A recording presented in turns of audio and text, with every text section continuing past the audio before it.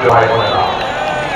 প্রিয় ভাই বোনেরা, নিশ্চয়ই আপনারা এর মধ্যে শুনেছেন বিএনপি দেশ গঠনের জন্য বিভিন্ন পরিকল্পনা গ্রহণ করেছে।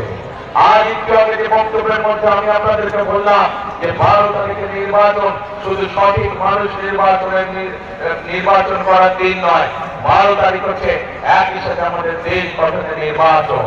প্রিয় ভাই বোনেরা, দেশকে যদি গঠন করতে হয়, এই যে যতগুলো সমস্যা আমরা এই এলাকায় শুনলাম, এই সমস্যাগুলো যদি সমাধান করতে হয়, তাহলে আমাদেরকে সঠিক ব্যক্তি এবং সঠিক রাজনৈতিক দলকে বাছাই করে নিতে হবে।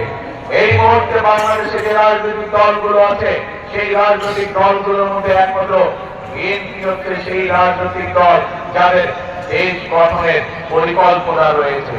এই মুহূর্তে যে রাজনৈতিক দলগুলো বাংলাদেশে আছে, তার মধ্যে বিএনপি হচ্ছে একমাত্র রাজনৈতিক দল যেই রাজনৈতিক দলের কাছে মানুষের ভাগ্য পরিবর্তনের কর্মসূচি রয়েছে। প্রিয় ভাই বোনেরা, এবং শুধু পরিকল্পনায় নয়, শুধু কর্মসূচি নয়, বিএনপি হচ্ছে একমাত্র রাজনৈতিক দল যেই রাজনৈতিক দল অতীতে দেশ পরিচালনার অভিজ্ঞতা রয়েছে যাদের।